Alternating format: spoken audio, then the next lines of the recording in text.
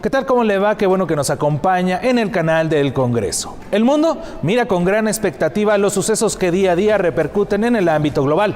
Estamos listos para llevarle a su pantalla Vértice Internacional, el programa que analiza el acontecer mundial y sus impactos para México. Todo bajo la conducción de la internacionalista Rina Musali, acompañada de reconocidos expertos. Mi nombre es Martín Martínez Ortega.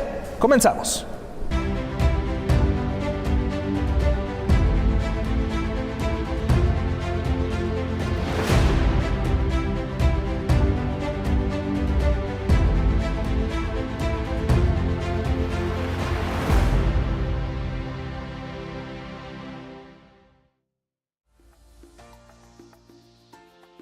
América del Norte está viviendo uno de sus capítulos más negros de su historia, debido a la disputa grave por las amenazas e intimidaciones, la imposición de aranceles y luego las pausas arancelarias de Donald Trump al frente de la Casa Blanca y en contra de sus principales socios y aliados, México y Canadá.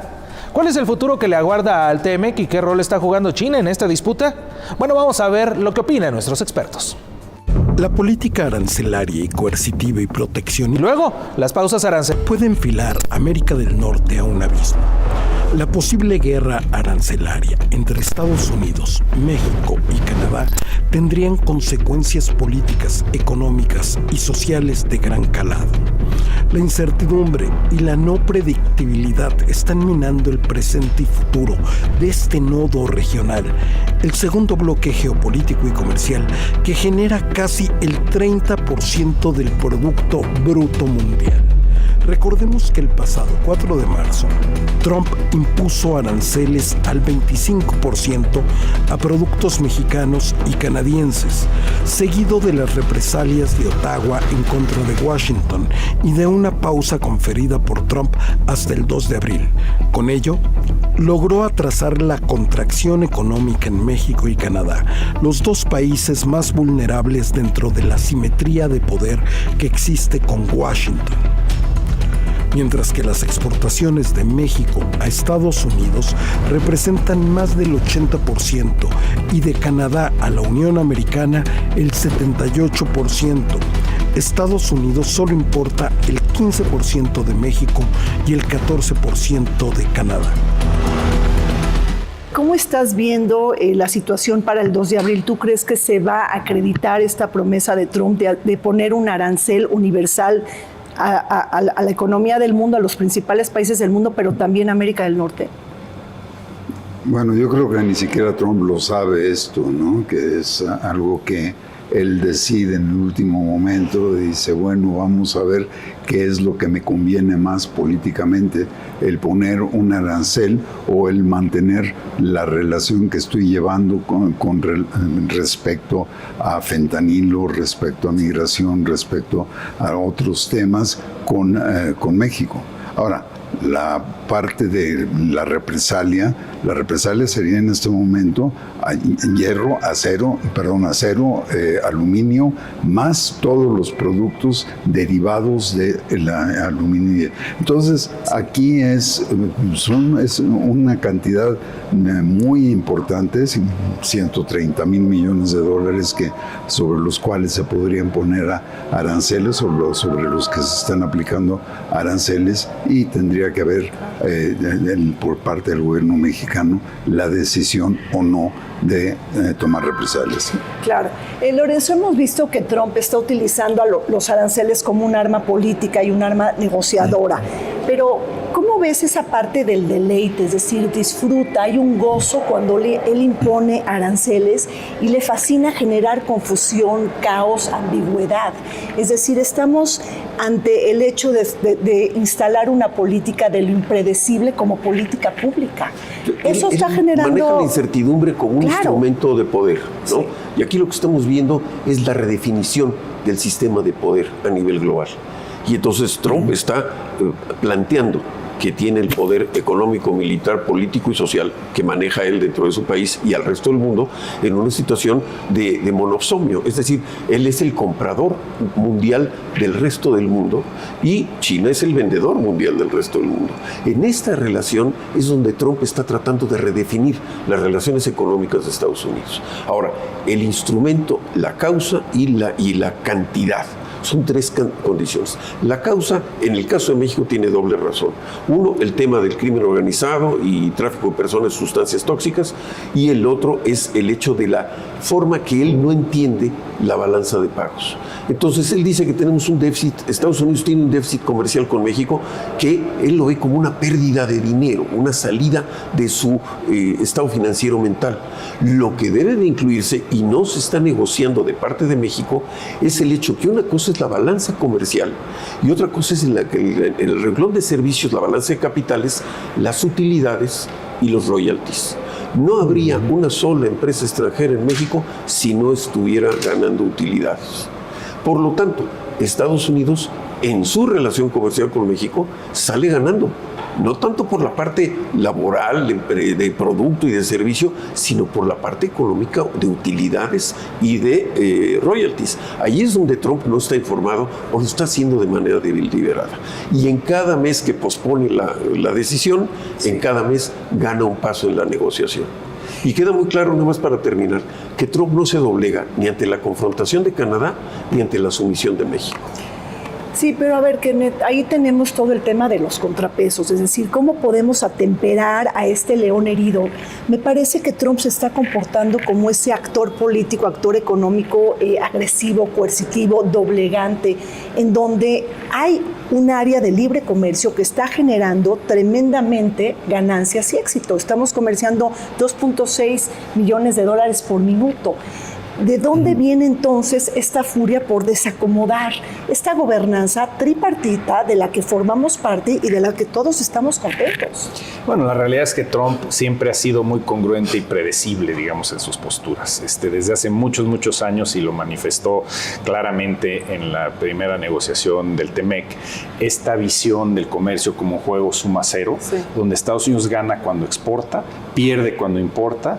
Estados Unidos, en su visión, pierde cuando sus empresas invierten en el extranjero, gana si las empresas se localizan en Estados Unidos, y su única visión de la economía y del comercio, por razones claramente políticas, es el sector manufacturero en sectores tradicionales como acero, aluminio, la industria del carbón. Es decir, es una especie como de intento de regresar al pasado, un pasado que en realidad nunca existió. Es esa visión de Make America Great Again. Y si vemos claramente cómo se está dejando influenciar por personajes en la Casa Blanca como Peter Navarro, lo que están sugiriendo es un esquema de cerrar las fronteras a la importación, y que eso le va a generar la posibilidad de que su industria crezca en estos sectores tradicionales. Eso no es ni más ni menos que la misma fórmula de la sustitución de importaciones que se implementó en Latinoamérica, los 50, 60, 70, principalmente también en México, y que ya sabemos cómo acabó esa película. Fracasó eventualmente, y ante un mundo globalizado como es hoy en día, y la liga entre los clústeres industriales de Norteamérica, que, como bien señalas, han creado un esquema de libre comercio tremendamente exitoso, con el valor del tratado para los tres países de $2 trillones, simplemente entre México y Estados Unidos, más de 840,000 millones de dólares de comercio bilateral. Todas estas cifras que menciono son cifras récord, pero hay una postura, por un lado, política, ideológica, sobre todo de los asesores más, digamos, rudos de Trump, y todavía no se ha alcanzado a escuchar la voz del sector privado estadounidense, que se va a ver sumamente dañado por estas políticas comerciales y económicas, y el resto del gabinete. Sabemos que hay un jaloneo al interior de la administración Trump, y por eso no impuso desde el 20 de enero los aranceles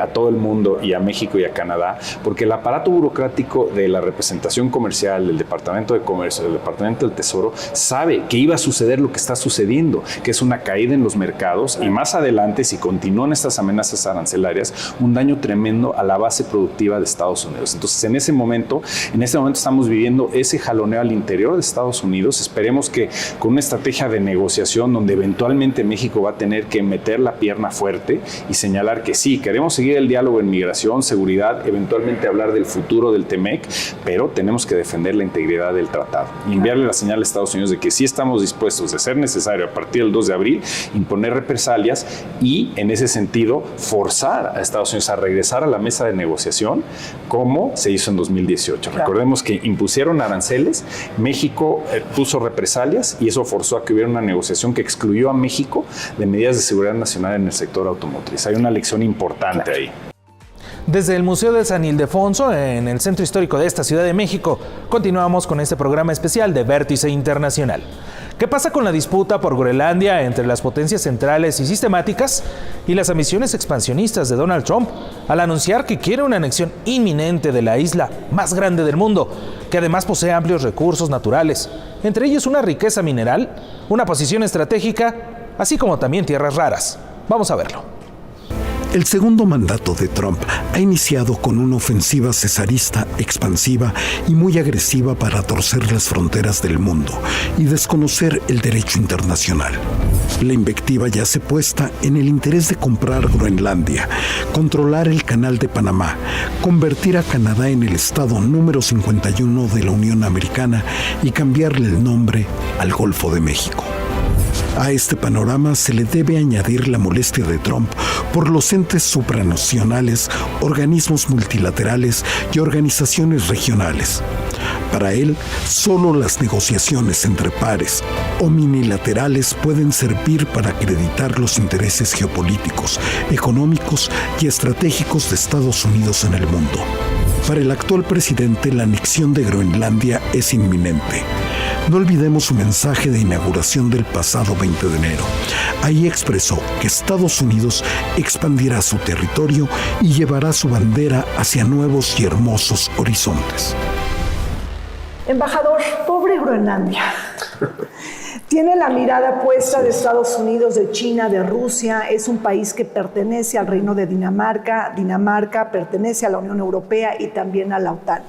¿Se podrá defender Groenlandia de este botín geopolítico global? Hasta antes de enero, sí. Es decir, en el mundo internacional estructurado alrededor de acuerdos, reconocimientos, un sistema internacional sustentado en el derecho, no habría ninguna preocupación de Groenlandia de ser comprado, ocupado o anexado, ¿no? Pero las condiciones han cambiado profundamente y tenemos a un presidente de Estados Unidos que ha decidido no hacer ningún caso de lo que está acordado y firmado. Por lo tanto, como mencionabas en la introducción, hay un riesgo inminente. Yo creo que la defensa fundamental danesa pues será el derecho y del conjunto de los países también será el derecho. El tema es si Estados Unidos está dispuesto a respetar ese derecho o no. Pero cada uno de estos límites, estos valladares que se van venciendo, va haciendo al mundo más inseguro. Claro. Porque si un país X decide pues pasarse a la torera los argumentos legales, ¿qué impide que otro país haga lo propio? ¿No? Tal vez su tamaño, su poder. Entonces sí. Los países débiles, pequeños, pues no harán esto por estas razones, pero la tentación está ahí y podemos en unos meses o años más, si algo así sucede como esto de Groenlandia, podríamos ver a países pequeños atacando a países pequeños, lugares donde no habría nada de eso, porque estaríamos perdiendo la estructura de la cooperación, de la coordinación, del entendimiento entre las naciones. Entonces, es un tema no menor en lo absoluto. Por supuesto, un parteaguas.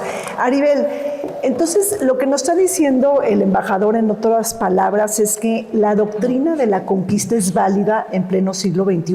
Eso es lo que realmente estamos viendo, principios y valores que nos dieron la paz durante 80 años está en vilo. Me encanta cómo lo planteas, Rina, porque sin duda ahora estamos volteando a ver a Groenlandia, que está bajo la lupa de Donald Trump, en esta nueva visión de este segundo mandato muy neoimperialista, ¿no? O sea, él decía el día de la inauguración que hay que regresar a la era dorada de Estados Unidos, su doctrina del Make America Great Again, pues no nada más es en el plano comercial, sino también, por supuesto, es esta apuesta por expandir los tentáculos de Estados Unidos, ahora sí que literal, desde Groenlandia hasta la Patagonia, ¿no? Esta doctrina Monroe que quedó guardada en un cajón desde hace más de un siglo, de América para los americanos, pues cómo ahora recobra una gran fuerza con estas narrativas neonacionalistas de Donald Trump, de que, pues, como por qué no, ¿verdad? El Golfo de América tiene que ser el Golfo de Estados Unidos, que cuando él ahora lo bautiza, cuando es el Golfo de México. apuesta a Canadá como en el Estado 51, pero su visión pues es totalmente hemisférica, y Groenlandia para la presidencia de Trump es sumamente importante, Rina, en el sentido de los minerales, las rutas marítimas en el Ártico, el tema, por supuesto, de la base militar, en la que la semana pasada veíamos al vicepresidente J.D. Vance visitándola, que ha generado un gran revuelo, por supuesto, en la isla por las implicaciones que tiene al interior de Groenlandia, pero también hacia Dinamarca. Y como atinadamente el embajador David comentaba, pues lo ideal sería el respeto por el derecho internacional, pero ¿cómo pudiéramos pretender que Donald Trump va a respetarlo cuando ni siquiera respeta las leyes de su propio país? No olvidemos que es un convicto, y que la mirada que tiene es muy observada a la distancia desde Europa, por lo que esto tiene, sobre todo, pues, para Europa y para la OTAN. Carlos, ¿estás de acuerdo en lo que está diciendo Aribel, en el sentido de que hay un neoimperialismo combinado con los nuevos nacionalismos, y que hace que ahora Trump quiera adquirir Groenlandia, Canadá, sobre todo regresar al control del canal de Panamá y cambiarle el nombre al Golfo de México? ¿Cómo lo ves? Sí. Bueno, estamos viendo un cambio muy importante, sustantivo. Yo diría, es un cambio de programa en las relaciones internacionales, en las relaciones de fuerza globales. Pasamos de una época en la que Estados Unidos fungía como un impulsor de un multilateralismo liberal, como principio general, aunque fuera un imperio, a una época actualmente con Trump, en la cual lo que está imperando es un unilateralismo coercitivo. Un cambio de programa muy importante, un nuevo software del sistema internacional, que encabeza en este momento Trump de manera muy agresiva, pero que tiene como antecedente un acto fundamental, que es la intervención rusa en Ucrania, ¿no? Ahí tenemos un acto de fuerza imperial, ¿no? De intervención ilegal, ilegítima, ¿no?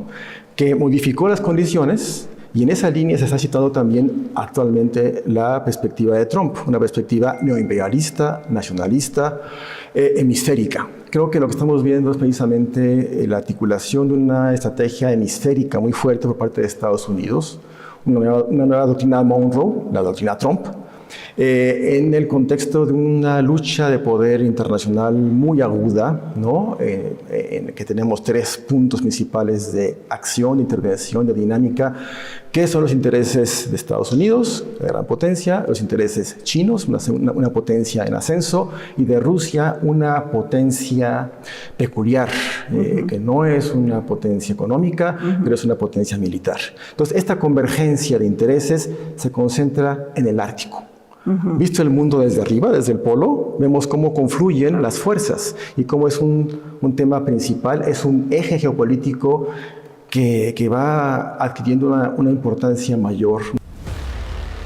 Groenlandia es un territorio de gran importancia estratégica para Estados Unidos debido a su ubicación en el Ártico y sus vastos recursos naturales. La isla alberga la base aérea de Thule, la instalación militar más septentrional de Estados Unidos, clave para la detección de misiles y la vigilancia espacial. Además posee reservas significativas de tierras raras, uranio, petróleo y gas, recursos clave en la competencia global por la energía y la tecnología. Por ello, Donald Trump ha propuesto comprar Groenlandia, argumentando razones de seguridad nacional y económicas. Sin embargo, su propuesta ha sido rechazada tanto por Dinamarca como por el gobierno groenlandés, que reafirmaron la autodeterminación del territorio en una serie de protestas a lo largo del mes de marzo. Tras la redefinición política en Canadá y un nuevo juego en el Parlamento, es que el primer ministro Mark Carney, líder del Partido Liberal, enfrenta horas críticas para gobernar. Las amenazas trumpistas, las dificultades económicas, el alza en el costo de la vida, el tema geopolítico de América del Norte, junto con los grandes dilemas de la política exterior. Y ante todo esto, ¿qué podemos esperar de la relación México-Canadá? Vamos a verlo. Canadá ha estado en el ojo del huracán.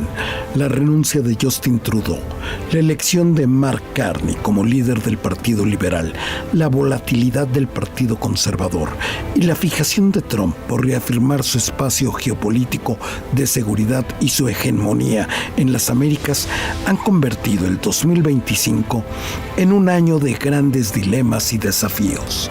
Precisamente el factor Trump jugó un rol medular en el juicio de las urnas, las elecciones adelantadas del pasado 28 de abril que dieron como claro vencedor a Mark Carney, el opositor ideológico a Trump, quien tendrá que enfrentar numerosos retos en materia de seguridad, economía, energía, cambio climático y política exterior.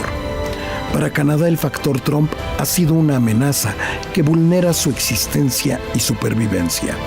Ahí está su invectiva de convertir a Canadá en el estado número 51 de la Unión Americana y la imposición de aranceles del 25% al acero y aluminio y al sector automotriz. Agustín, grandes sorpresas electorales el lunes pasado prácticamente en Canadá. ¿Cómo remonta Mark Carney cuando tenemos 10 años de Justin Trudeau, 3 mandatos consecutivos, cuando de alguna manera tiene escándalos, tiene el problema de la economía y sobre todo la renuncia y un nivel de desaprobación del 75%? ¿Qué pasó ahí? De hecho, fue la vuelta más importante en términos de preferencias electorales de la historia de Canadá y yo diría que de la historia del mundo, en términos de la rapidez con la que se da. En el momento en que el actual presidente de Estados Unidos empieza a hablar de querer integrar a Canadá a la Unión Americana, en el momento en que empieza a humillar al primer ministro Justin Trudeau, llamándolo el gobernador de Canadá, como si fuera un estado más en potencia de la Unión Americana, en ese momento pues los canadienses recogieron un poco su sentido de pertenencia y su nacionalismo y dijeron, si el Partido Conservador canadiense cada día se está pareciendo más al Partido Republicano, pues evidentemente en el contexto en donde tenemos a un Estados Unidos agresivo, no podemos darle el poder a una especie de clon del actual presidente de los Estados Unidos que nos está agrediendo, no nada más con aranceles, como es el caso de México, sino ya hasta una implicación ahí de expansionismo, imperialismo, como le quieras llamar, finalmente un enorme insulto para con los canadienses y algo que les metió el temor suficiente para voltear completamente las preferencias en una cuestión de una semana. Pedro, Saúl, ¿cómo están viendo este pulso político canadiense después de la elección? Sobre todo se trató entonces de un referéndum sobre Trump, es decir, no fue una contienda tradicional entre liberales y conservadores, sino fue entre liberales y Trump. Sí, es una elección muy curiosa, única en la historia electoral. Tú sabes que me he dedicado mucho a estudiar elecciones. Es la vuelta de un partido en desventaja, 25 puntos porcentuales más o menos, más espectacular de la historia electoral reciente. Solamente se le puede comparar cuando George Bush padre derrotó a Michael Dukakis en 1988, tenía 25 puntos porcentuales. Dukakis sobre Bush padre después de la convención demócrata y terminó ganando George Bush, pero hubo varios meses de por medio. Esta fue mucho más rápida. Y evidentemente que también habría que pensar mucho en una elección que tenga este factor de un personaje, de un dirigente internacional que haya influido tanto de manera personal en un resultado electoral. Eso también es absolutamente inusitado. Obviamente que el factor Trump fue el decisivo de esta batalla electoral y le dio las elecciones en una vuelta espectacular, en una situación prácticamente inédita al Partido Liberal y a su candidato Carney. Entonces, obviamente que todos estos factores son muy interesantes. Vale la pena también el asunto del nacionalismo canadiense. Vale la pena decir, por ejemplo, que en Quebec, que es una región separatista, como ustedes saben, según las encuestas subió por primera vez el orgullo de ser canadiense. Eso parecía que no lo habíamos de ver nunca, aunque en algunas provincias del oeste de Canadá pues sigue muy firme en sectores de la población también un instinto, un anhelo separatista en la Columbia Británica, en Alberta, en Saskatchewan, que puede crecer a lo largo de los próximos meses, porque hay sectores que se identifican mucho con Estados Unidos e incluso con el discurso populista de Donald Trump. Entonces tiene mucho de inédito y de espectacular todas estas elecciones, y obviamente que el factor Trump yo creo que va a seguir siendo muy importante esta presencia en la política canadiense en los próximos años. Saúl, ¿una elección sin precedente? Sí, sin lugar a dudas. Hubo una participación del 69%. No había habido una participación en una elección federal canadiense de tal calado desde 1993. Es decir, más de 30 años en la que los canadienses habían tenido participaciones muy por debajo de este nivel. Es decir, hubo una sensación de urgencia. A mí me parece que fue también una elección marcada por varias paradojas. No mencionaba Pedro el año de 1988. Este fue el mejor resultado del Partido Conservador desde 1988, el mayor porcentaje de votos. Y sin embargo, como ya lo comentaron, el líder del partido pierde su asiento, ¿no? Va a tener que haber una elección especial. Él le va a tener que pedir a uno de sus diputados electos, o un miembro de la Casa de los Comunes, que renuncie y que le ceda el espacio. O sea, y pierde su distrito en Ontario, correcto. Sí. Hay una gran polarización, a pesar de que es un sistema de mayoría que suele generar bipartidismos, como el caso de Estados Unidos o el caso de Inglaterra.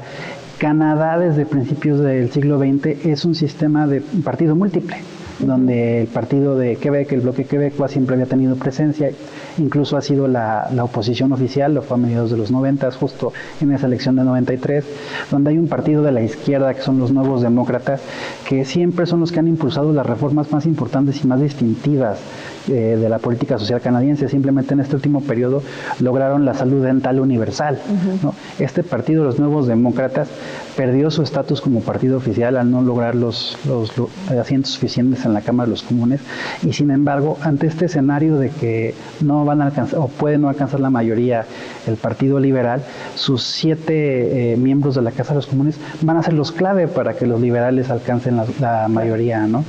Entonces, pues sí, hay muchos resultados contradictorios y también una conformación final que está por verse, porque al menos 10 asientos van a ir a un recuento judicial automático. Claro. Ahora, pero en esta elección de alguna manera también persiste este gran desafío, es decir, una enorme participación política para enfrentar los desafíos de Canadá, sobre todo cuando está amenazada su soberanía territorial, esta invectiva de Trump de convertirla en estado número 51, es decir, vienen 4 años muy desafiantes para esta política canadiense. El principal problema de Canadá es que es relativamente muy pequeño.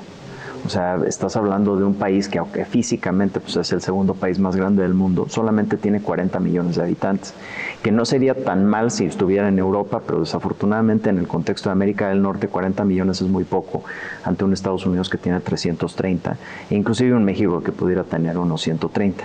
Entonces, en un mundo ideal, habría un Canadá que pudiera actuar un poco como contrapeso, pues, finalmente Canadá hoy en día se mantiene como el único país de América del Norte que realmente se puede seguir diciendo una democracia.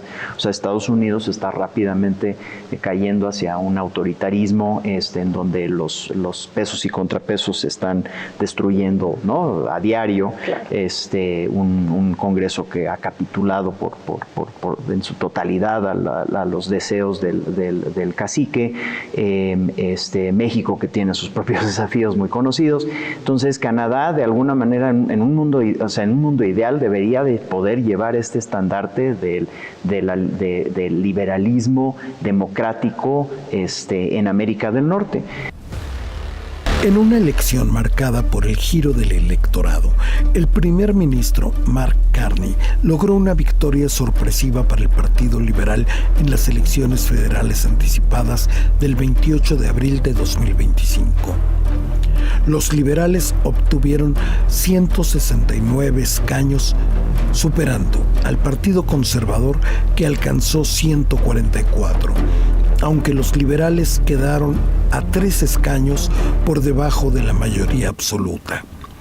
El resultado representa un notable repunte para un partido que apenas meses antes tenía menos del 1% de probabilidades de obtener mayoría. La derrota fue especialmente dolorosa para los conservadores, cuyo líder, Pierre Poilievre, perdió incluso su propio escaño parlamentario tras más de 2 décadas en funciones. Este resultado marca un punto de inflexión en el escenario político nacional. La elección del nuevo Papa León XIV representa un punto de inflexión para la Iglesia Católica, pero también para la geopolítica global. Liderazgo que se abre camino en medio de un mundo comandado por las guerras, los conflictos internacionales, el sentimiento antiinmigrante y el ataque también de las minorías religiosas. Acompáñenos. El 2025 está marcado por un periodo no convencional, el inicio del segundo mandato de Donald Trump en la Casa Blanca y el cambio trascendental en el Vaticano con la elección de un nuevo Papa, León XIV. En un escenario global convulso, atravesado por guerras y tensiones crecientes, el nuevo pontífice asumirá no solo como jefe del Estado Vaticano, sino también como figura clave en la diplomacia internacional. El mundo padece de una multiplicidad de conflictos de alto impacto. La guerra de Rusia-Ucrania y de Israel-Gaza, la escalada de tensiones entre China y Taiwán, el recrudecimiento del conflicto en Sudán, así como la escala bélica entre India y Pakistán. Y todo ello ocurre en paralelo a una preocupante proliferación nuclear. En este contexto, la diplomacia vaticana, históricamente influyente por su capacidad de mediación, enfrentará uno de sus mayores desafíos en décadas cuando impera el nacionalismo, la xenofobia, los ataques a las minorías religiosas y la crisis del orden multilateral. En un mundo convulso, bélico y altamente polarizado, ¿cuál es el rol que tiene la Iglesia Católica cuando hablamos de paz y seguridad internacional? En la diplomacia internacional, en las últimas épocas, la Santa Sede ha tomado un papel de un actor no tanto de poder duro, sino, como bien tú lo has mencionado, de un poder suave que se basa fundamentalmente en un liderazgo moral sobre los temas que se abordan en el mundo o que están en conflicto en el mundo. La diplomacia, como se conoce con muchos nombres, algunos le llaman diplomacia vaticana, otros diplomacia pontificia, otros diplomacia de la Santa Sede, es lo mismo, es la política internacional que desarrolla la Santa Sede, que es el Papa, porque eso es muy importante entenderlo. Algunos piensan que la Santa Sede es una institución. No, la Santa Sede es el Papa. Por eso los embajadores, cuando nos acreditamos ante la Santa Sede, no ante el Vaticano. El Vaticano es el territorio. Y el territorio es solamente el lugar en el que el Papa puede ejercer soberanía para ser independiente en su ejercicio, tanto en sus labores eclesiásticas como en la política internacional, y no depender de ninguna otra potencia. Entonces, esta acción en las últimas épocas se ha ido desarrollando en una forma de participación en los grandes temas críticos de la humanidad, y por eso desde Pablo VI, bueno, ya Juan XXIII, que se introdujo fuertemente en las tensiones que había en el tiempo de la Guerra Fría, Pablo VI, que luego da un gran impulso a la participación de la Santa Sede en organismos internacionales, la OEA y los organismos propios de las Naciones Unidas, y al mismo tiempo en la diplomacia con temas específicos como fueron en el caso de Pablo VI, ecumenismo. Luego vino la época de Juan Pablo II, que le tocó el momento en el que estaba declinando el periodo del bipolarismo, y el papel de Juan Pablo II pues fue justamente apoyar el fin del bipolarismo y la apertura de una nueva época en el mundo. Bien, Benedicto XVI es una política internacional muy moderada, pero muy precisa, particularmente con China, que esa es una parte que no se conoce mucho y que creo abordaremos más adelante, Y luego viene Francisco, que despliega una política internacional basada en un concepto muy simple, que tiene una concepción religiosa, pero que también tiene una aplicación práctica en la vida política, que es la misericordia. Él buscó los lugares y los temas que estaban en particular tensión y dolor humano para intervenir y facilitar, o por, como él lo decía, ir deshaciendo nudos. No quizá resolver los problemas totales, que no estaba en manos de la Santa Sede, sino ir resolviendo nudos. Y por eso los encuentros y las visitas a lugares específicos de gran conflicto, Sudán, Medio Oriente, en fin, todos estos temas. Claro. A ver, Mónica, nos hace una destacada trayectoria histórica prácticamente de los pontificados, su relación con la política internacional.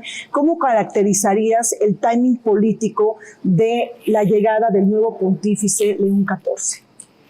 Bueno, es una etapa sumamente convulsa, ¿no? Después de una pandemia, justo cuando tenemos 2 focos o quizá 3 mayores de tensión, Gaza, Ucrania y la frontera entre India y Pakistán, tenemos 3 focos en este momento y coinciden con la llegada del Papa León XIV.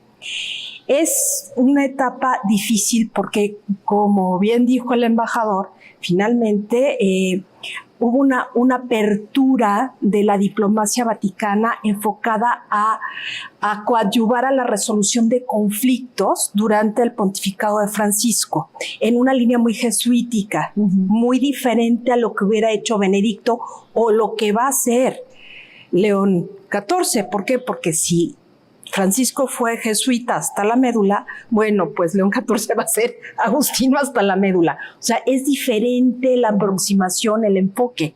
Aquí el Papa León nos está hablando de resolver los problemas desde el corazón, desde la introspección, desde el carisma agustino, mientras que Francisco era más pragmático. Pues eso no quiere decir que León XIV no vaya a ser pragmático. Hoy mismo tuvo una reunión con los diplomáticos acreditados ante la Santa Sede. Como bien lo dijo el embajador, son 3 personalidades jurídicas que están bajo la persona del pontífice en turno: el Estado de la Ciudad del Vaticano, la Iglesia Católica Apostólica Romana, más la Santa Sede, que es el ente que jurídicamente se relaciona con los estados. Entonces, ahí va a tener, creo que lo tiene muy claro. Habiendo sido prior general de los agustinos, él tiene claro dónde hay situaciones de conflicto y tiene un propósito, según el discurso que dio ante el cuerpo diplomático, tiene un punto central: la libertad religiosa y dónde están los problemas de libertad religiosa, porque justamente ahí es donde comienzan los problemas. Si hay intolerancia, si no hay diálogo, imposible seguir con una paz que se sienta desde el corazón y se ejerza en la vida cotidiana. Claro. Claudia, el tema del Papa, es decir, el nuevo Papa, bueno, pues llega en un mundo, va a ser el líder del pontificado, precisamente en un mundo muy distinto. No es lo mismo el pontificado de Francisco en épocas de Obama o de Angela Merkel, que ahora que está Trump, está Milei, Giorgia Meloni y sobre todo también Víctor Orbán en Hungría. Tú ves un papa con una actitud echada para adelante en materia de diplomacia y de política internacional. Sin duda le tocó un mundo muy distinto al que le tocó al Papa Francisco, ¿no? Pero creo que en ese sentido fueron muy acertados los cardenales, al traer desde esa parte. Yo creo que no estaba entre los top 5 favoritos. Sin embargo, el hecho de que sea una persona con grandes dotes de gobierno, ¿no? Como ya lo mencionó también Mónica, que fue prior general de los agustinos, que conoce la realidad universal, ¿no? Yo creo que es un papa muy universal. Ven en Estados Unidos, de padres europeos, que ha sido misionero en Latinoamérica, que ha estado ya unos años en Roma. Creo que conoce bastante el mundo. Ahora, sí es real que pues estamos en un cambio geopolítico brutal, sobre todo este último año. Desde la llegada de Trump diría que se notó más, pero ya lleva algunos años. Vemos cómo han emergido muchísimos populismos, cómo están emergiendo nacionalismos, cómo está desprestigiándose el multilateralismo. Entonces, por supuesto que llega en un momento difícil. Creo que es un papa al menos esa impresión en esta semana, yo creo que los que hemos estado siguiendo esta semana todas sus actividades, nos da la impresión de que es un papa valiente, ¿no? Que es un papa que va a decir las cosas directamente, que es un papa que no se va a dejar amedrentar, ¿no? Ni por Trump ni por los grandes líderes globales, así lo esperamos, y que sin duda está haciendo un llamado en todas sus intervenciones a la unidad, a la sinodalidad, ¿no? A la paz, a la unión. Entonces creo que esa va a ser su tendencia, ¿no? O sea, más que seguir con este mundo con tendencia a dividirse más, un mundo en el que podamos encontrar puntos de unidad. La diplomacia vaticana se erige como un claro ejemplo de soft power en el escenario internacional. Sin contar con poder militar ni económico, el Vaticano ejerce su influencia a través de la autoridad moral y espiritual del Papa, así como de su extensa red diplomática, la cual abarca relaciones con 183 estados y un papel activo como observador en la ONU. Durante el papado de Francisco, esta estrategia se potenció con un enfoque en derechos humanos, justicia social y el cambio climático, temas que conectan con audiencias globales más allá de los límites de la fe católica. Además, la Santa Sede ha sido mediadora en conflictos internacionales, como el restablecimiento de relaciones entre Estados Unidos y Cuba, la mediación en Venezuela, la paz en Colombia y el conflicto en Sudán del Sur, entre otros. Ponemos nuestra atención en Cachemira, una región disputada entre India y Pakistán que trasciende la pugna territorial e histórica para alcanzar los juegos del poder global, que debe buscar salida para alcanzar un entendimiento y la paz. Les pido que nos acompañen. En un contexto global marcado por tensiones geopolíticas y la reconfiguración de alianzas estratégicas, el deterioro de la relación indo-pakistaní salta a la escena con consecuencias para la paz y seguridad internacional, el comercio en el sur de Asia y la estabilidad de todo el continente euroasiático. En el corazón de la enemistad se apunta la rivalidad histórica por Cachemira, un territorio disputado y botín de guerras y luchas hegemónicas a raíz de la partición de la India británica en 1947. Sin resolverse el problema de fondo, este conflicto prolongado ahora toma un nuevo brío ante la marcada competencia entre dos grandes proyectos de infraestructura global que están comandados por países enemigos y rivales. La Iniciativa de la Franja y la Ruta, BRI, liderada por China, y el Corredor Económico India, Oriente Medio, Europa, IMEC, respaldada por Estados Unidos. En esta ofensiva de reordenamiento estratégico es que también se coloca la disputa geopolítica por Cachemira. Embajador, en este siglo XXI mucho se ha hablado de los conflictos internacionales y de una posible tercera guerra mundial. Nuestra mirada está atenta a la guerra de Rusia-Ucrania, de Israel con Hamas, también de China y de Taiwán, pero como que marginalizamos el gran conflicto que ha habido históricamente entre la India y Pakistán, es decir, una enemistad histórica.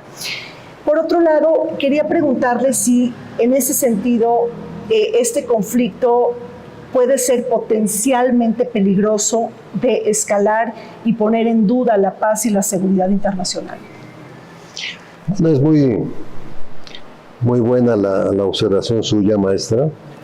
Y si bien yo no soy ya un estudioso de la actualidad de India o de Pakistán, pues nos debemos de referir indiscutiblemente a la parte histórica. Desde 1947, cuando se da la partición de la India británica y se crean los dos países, Pakistán y la India, han estado en conflicto permanente. Yo no podría decir de que ha habido realmente un estado de paz duradera. El conflicto se provoca por cuestiones religiosas, los musulmanes queriendo tener su propio país, los hinduistas accediendo a esa parte y contentos porque tendrían también su propio país. Y en 1947 se da la primera guerra entre lo que fue India en esa época y lo que fue Pakistán en esa época. No se soluciona permanentemente porque ninguno de los dos países logra el objetivo que se buscaba, ¿no? Ser soberano sobre el territorio de Jammu y Cachemira. Y después, pues, entra un tercero en el conflicto, que es China, cuando en los 60s Pakistán le cede en administración a China parte de ese territorio. Pero China es muy moderado, no se involucra en ningún conflicto, simplemente es observador. Yo personalmente no creo que el conflicto indo-pakistano por Cachemira pueda escalarse.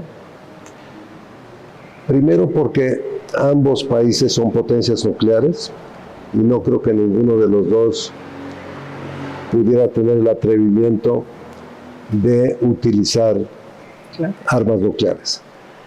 Segundo, y quizás más importante, porque están siendo observados muy de cerca por Estados Unidos de América y por Rusia. Desde la primera conflagración en 47, las grandes potencias, en esa época la Unión Soviética y los Estados Unidos de América, intervinieron para poner fin al conflicto del 47. Entonces, ellos se mantienen atentos y están permanentemente cuidando de que no se escale el conflicto. Obviamente, estos pequeños sucesos se han estado dando debido a las acciones de pequeños grupos, particularmente musulmanes, que tienen una particularidad de buscar forzosamente tener acción en Cachemira y son provocadores de un conflicto que escala. Claro. Ahora, Yogendra, el embajador ha hablado de factores no resueltos por la historia que están asaltando una y otra vez la realidad y que están alimentando este conflicto tan complejo entre la India y Pakistán. Todo esto viene de este legado del colonialismo, de haber trazado, por ejemplo, fronteras políticas que no tomaron en cuenta las divisiones religiosas, es decir, todavía seguimos sufriendo de estas líneas de partición arbitrarias. Siguiendo al embajador, yo diría que el conflicto no es solamente entre los musulmanes que todavía eran parte de la India y los hinduistas, sino también musulmanes y los sijistas, musulmanes y jainistas, musulmanes y budistas de este tiempo, porque ellos, de hecho, va desde 1946 cuando empiezan a Direct Action Plan, ¿no? Donde dice, ok, o violencia o nuestro propio territorio como país. ¿No? Queremos nuestro país exclusivamente para musulmanes, para los islámicos, que se va a llamar Pakistán. Y ya no nos importa otras creencias. Entonces, si un conflicto se basa que yo y el resto del mundo es diferente, pues estamos hablando de unas creencias mucho más profundas. Claro. Muchísimo más excluyentes, digamos. Claro. Ahora, y en ese sentido, Jacobo, pues, ¿cómo afecta esta última escalada militar a la dinámica del conflicto? Es decir, hemos tenido un juego de rivalidades que esto estalla en mayo del 2025, ahora tenemos un cese al fuego frágil, pero ¿qué condicionantes alimentaron este conflicto que llegamos ahora con esta noticia, ¿no? Prácticamente de que pues India y Pakistán nuevamente inciden en una guerra? Bueno, hay varias condiciones. En primera, hay que recordar que es evidentemente un conflicto latente. Como bien dice el embajador, siempre ha habido tensión, pero siempre hay como periodos de cierta calma, donde más o menos incluso hay momentos en que dirigencias de ambos países han tratado de limar asperezas. No se ha logrado porque desafortunadamente justamente llegan atentados y la tensión aumenta. Es decir, es un sube y baja, un sube y baja. Lo interesante en este momento, no hay que olvidarlo, es las condiciones en cuanto, creo yo, en primera, el papel y el estatus internacional que hoy tiene India, porque no hay que olvidar que de acuerdo a las proyecciones del Banco Mundial y Fondo Monetario Internacional, ya va a ser la cuarta economía más grande del mundo. Igualmente el papel que tiene hoy en día en el comercio internacional y sobre todo, creo yo, este papel un poco más activo y asertivo, en particular para hacerse de un asiento en el Consejo de Seguridad de Naciones Unidas permanente. Es decir, hay una diplomacia, siempre ha tenido una gran diplomacia, pero ahora creo yo es muy asertiva y muy activa, y muy vistosa. En ese sentido ahora también hay que tomarlo en cuenta, una de las condiciones es el estatus de Jammu y Cachemira como Estado. Recordemos que justamente fue en 2019 cuando se cambia su estatus, ya no es un estado propiamente, como podríamos decirlo legalmente un estado, es un territorio de la Unión. Y además se parte y se deja una parte que se llama Ladakh, que además tiene una frontera importante con China. Eso es un punto importante porque cambia la jugada. Justamente lo que hace ahora Pakistán en el territorio de Jammu y Cachemira que ellos administran, lo vuelve una provincia como tal. Es decir, hace el movimiento completamente inverso. Eso digamos, el gobierno indio, para poder hacer esto, para poder cambiar este estatus legal, lo que dicen ellos es, lo hacemos porque queremos mantener el control del territorio de Jammu y Cachemira, justamente evitar los atentados terroristas, evitar la violencia, y se tiene además que recordar que se tiene un gobierno directamente por parte del presidente de la República de la India, es decir, por un buen rato no tuvimos un gobierno provincial, no tuvimos elecciones y es una de las zonas más militarizadas del mundo. Sí. La disputa por Cachemira representa uno de los conflictos territoriales más prolongados y delicados del sistema internacional contemporáneo, originada tras la partición del subcontinente indio en 1947. La región de Jammu y Cachemira quedó en el centro de una pugna entre India y Pakistán, ya que, pese a contar con una mayoría musulmana, su monarca hindú decidió anexarla a la India. Esta decisión desató la primera guerra indo-pakistaní y derivó en la división de Cachemira entre ambos estados, sin que se resolviera de fondo su estatus final. La ausencia de un mecanismo efectivo de resolución ha consolidado a Cachemira como una zona altamente militarizada y símbolo de las profundas diferencias geopolíticas, históricas y religiosas entre ambas naciones. La realización de la cumbre de la OTAN en La Haya, en Países Bajos, en donde participaron 32 jefes de Estado y de Gobierno. En el programa nos preguntamos sobre la presencia de Donald Trump y sus desencuentros con diferentes pares europeos. También nos cuestionamos sobre las perspectivas de la OTAN en su relación con China, con los países de América Latina, de Medio Oriente, su política de ampliación y sobre todo esta iniciativa de incrementar al 5% del PIB de cada miembro en materia de gasto de defensa.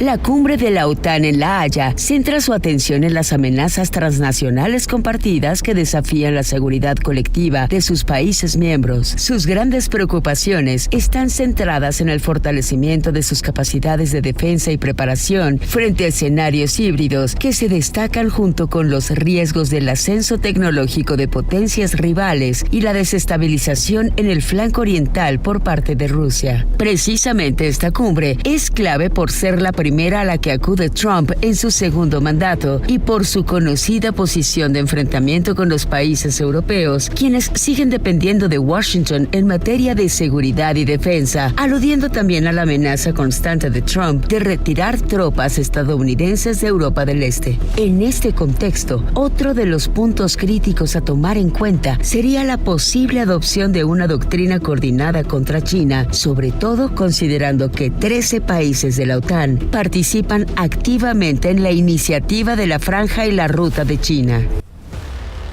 Trump ha criticado una y otra vez a la OTAN, inclusive amenazado con abandonar esta alianza euroatlántica militar. Pero ¿cómo percibes a Trump en esta cumbre? ¿Un personaje más escéptico de la OTAN, más pragmático o inclusive ya convincente de que Estados Unidos tiene que pertenecer a este paraguas militar internacional? Yo creo que tenemos que entender que Estados Unidos se sabe que es una potencia hegemónica en declive y que por más de 80 años financió la seguridad de Europa, de Japón, de Corea, de Taiwán, y que el déficit presupuestario de Estados Unidos no es menor. Entonces, esta es una visión republicana conservadora de que el paraguas de la seguridad que Estados Unidos le dio a Europa, a Japón, inclusive a México, tienen que asumir los costos de esta cooperación en materia de defensa los otros países transatlánticos. Es decir, Alemania, Europa, Japón mismo tienen que invertir más en sus sistemas de defensa. Y obviamente eso es negocio para Estados Unidos porque Estados Unidos le vende armamento a todas estas potencias. Por eso es que desde su primera gobierno, Donald Trump les exigió un aumento significativo en el porcentaje del PIB que ellos invierten en su defensa. Entonces, es un ganar-ganar para Estados Unidos, presionar a Europa que gaste más, porque también le va a comprar más armamento a Estados Unidos. Creo que Donald Trump llega a esta cumbre de la OTAN fuerte porque ha logrado su objetivo. Los países europeos ya están programando mayores inversiones en materia de defensa. Claro. Ahora, Lorenz, tenemos ahí a Marco Rubio, el secretario de Estado, también asesor de Seguridad Nacional del gobierno trumpista, pero él es un fiel partidario de la OTAN, es un hombre mucho más convencido de la importancia de que Estados Unidos sea un país pivote dentro de la OTAN. Sí, yo creo que sí. Yo creo que la visión a futuro inmediato no es que Estados Unidos se vaya a salir. Coincido con lo que dice Gerardo, en el sentido que hay una presión como nunca antes la ha habido para que aumenten a un 5% de su Producto Interno Bruto el gasto militar los países europeos. Y también considero que va a haber una visión hacia adentro de los Estados Unidos. Para Donald Trump, esta idea del domo de oro, ¿no?, que es muy semejante al domo de hierro que hay en Israel, es uno de sus programas más ambiciosos de defensa nacional, y es en donde creo que habrá una mayor inversión, y entonces Trump y Rubio dejarán de voltear tanto a Europa para voltear más hacia adentro y crecerse más militarmente hablando. Claro. Pero entonces, Mauricio, la seguridad europea ya no es una prioridad dentro de la OTAN, es decir, sí hay socios europeos que están buscando eso, pero tenemos a un Trump que de alguna manera está en desacuerdo con esa posición política. No, me parece que la seguridad en Europa, de la OTAN sigue teniendo como un elemento central Europa. Claro. Y no de balde en la cumbre de Washington quedó establecido, digamos, algunos de estos criterios, inclusive el apoyo económico y militar a Ucrania, ¿no? Está este compromiso que se revisará también en esta cumbre. Entonces creo que ese sigue siendo uno de los temas prioritarios, pero se han agregado, Rusia ha sido como históricamente el adversario más fuerte de la OTAN, así lo está establecido dentro de sus estatutos, y a esto se ha agregado además China, Irán, Corea del Norte, es decir, el centro nodal de la estrategia geopolítica de la OTAN sigue siendo el escenario europeo, pero se extiende también hacia otras latitudes, como ya mencioné, incluso puede abarcar espacios tan lejanos como el Océano Pacífico. Además, recordemos que la OTAN también tiene, digamos, no solo una cara desde el punto de vista de la seguridad, sino también política, y es ahí donde Estados Unidos tiene una fuerte presencia. Estados Unidos no solamente obtiene beneficios en un sentido económico, como ya se señaló, sino también obtiene beneficios políticos muy importantes para incidir en los asuntos internos, no solamente de la OTAN ya en este caso, sino incluso de la Unión Europea. Claro. Ahora, Gerardo, ¿dónde estamos viendo las grandes amenazas para la OTAN? ¿Rusia, China o inclusive lo que dijo J.D. Vance en la conferencia de Múnich, la conferencia de seguridad de Múnich, diciendo el problema de la OTAN está adentro, es decir, nuestro desacuerdo está con los socios europeos? Ahí está la gran problemática de la OTAN. Mira, yo creo que la OTAN tiene muy claras dos amenazas, es Rusia y son los ataques cibernéticos. Eso es lo que se ha planteado en la agenda para esta cumbre en los Países Bajos. Rusia es la amenaza número 1 para al menos 5 países fronterizos de Rusia: Estonia, Letonia y Lituania, pero también para Finlandia, para Polonia y también para Suecia, que aunque no es frontera. Estos países vieron en en la amenaza de la invasión rusa a Ucrania su mayor amenaza en términos de su soberanía e integridad territorial. Entonces, estos países van a seguir esforzándose porque la agenda contra Rusia se imponga en este sentido. Y por otro lado, los ciberataques, estas amenazas que no respetan fronteras y que pueden provenir de cualquier parte del mundo, Rina. Claro. Lorenz, ¿cuál es tu opinión de todo esto, estos disensos al interior de la OTAN? Porque por un lado, Europa tiene como la gran amenaza a Rusia y por otro lado, Estados Unidos marca que la gran amenaza es China. Yo creo que las dos amenazas son presentes, son ciertas. Yo creo que a Estados Unidos le preocupa más China en un sentido económico. Estados Unidos dejó de ser el gran productor del mundo hace ya un tiempo y ahora lo es China, y uno de los objetivos de Donald Trump es volver a traer, ¿no?, hacia Estados Unidos toda la industria, lo cual no se antoja imposible, pero la ofensiva estadounidense es definitivamente contra China. Ahora, yo creo que a Donald Trump lo que le preocupa más bien es cuál es el desenlace último de la guerra, y yo creo que ahí él está midiendo qué tanta fuerza puede ejercer en contra de Rusia, para no obligar a Rusia a utilizar misiles estratégicos nucleares. Es decir, el objetivo es terminar la guerra, que Rusia se sienta medianamente satisfecho o medianamente derrotado, pero no al punto en el que sea eliminado para que sea una amenaza nuclear. Y esto es un ejercicio bastante sensible. Es decir, no pueden enviar todas las tropas porque si no desencadenarían la Tercera Guerra Mundial, ¿no? Pero tampoco pueden dejar de apoyar porque entonces Rusia avanzaría hasta donde quisiera. Y este balance es complicado de encontrar, máxime si al mismo tiempo estás lidiando con una guerra económica en contra de la casa productora mundial que es China, ¿no? Desde su fundación en 1949, la Organización del Tratado del Atlántico Norte, OTAN, ha experimentado un proceso de expansión constante, incorporando a países de Europa Central y del Este tras el fin de la Guerra Fría, lo que ha sido percibido por algunos actores internacionales como un desafío geopolítico. Esta expansión ha reforzado su posición como la mayor alianza militar del mundo, con 32 Estados miembros. Hasta abril del 2025, las fuerzas combinadas de la OTAN contaban con aproximadamente 8.6 millones de efectivos militares, en comparación con los 3.5 millones del ejército ruso. La capacidad militar conjunta de los 32 países que conforman la OTAN supera a la de Rusia en cuanto a aeronaves, potencia naval y vehículos de combate terrestre. No obstante, el arsenal nuclear combinado de Estados Unidos, Reino Unido y Francia es inferior a las 5.580 ojivas de Rusia. Seguimos en el Museo de San Ildefonso, llevándoles a ustedes este programa especial de Vértice Internacional. En momentos críticos y desconcertantes, en donde el poder de la guerra gana dominio y los tratados multilaterales se desvanecen, es que nos preguntamos sobre el rol de la inteligencia artificial en el campo militar. ¿Nos acompaña?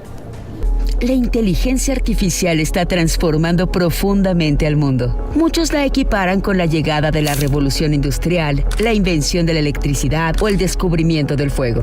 Desde los vehículos autónomos hasta los asistentes virtuales, la inteligencia artificial está automatizando capacidades cognitivas exclusivas del ser humano, acelerando a su vez el progreso de la biotecnología, energía y exploración espacial y mejorando la eficiencia de múltiples sectores. Esta nueva forma de interactuar con la tecnología ya está revolucionando cómo trabajamos, aprendemos, resolvemos problemas e incluso cómo vivimos y gobernamos. Sus implicaciones son especialmente disruptivas en ámbitos clave como la seguridad, defensa y hasta la forma de hacer las guerras mediante drones, vehículos semiautónomos, robots, análisis de datos, ciberseguridad y sistemas de entrenamientos y simulación, así como las armas, marcando un hito en la forma de combatir y gestionar con los conflictos contemporáneos. ¿Quien controle la inteligencia artificial va a controlar el mundo? Absolutamente, y quien lo dijo no es un santo de mi devoción, lo dijo Vladimir Putin en 1997. Y ese es un hecho real. Nosotros como internacionalistas debemos entender que el futuro nos alcanzó. Hoy la inteligencia artificial término, categoría analítica que fue analizada por John McCarthy del MIT en Estados Unidos en el año de 1951, y a partir de eso, pues el futuro nos alcanzó. La inteligencia artificial hoy en día es un uso cotidiano, pero tiene pros y tiene contras.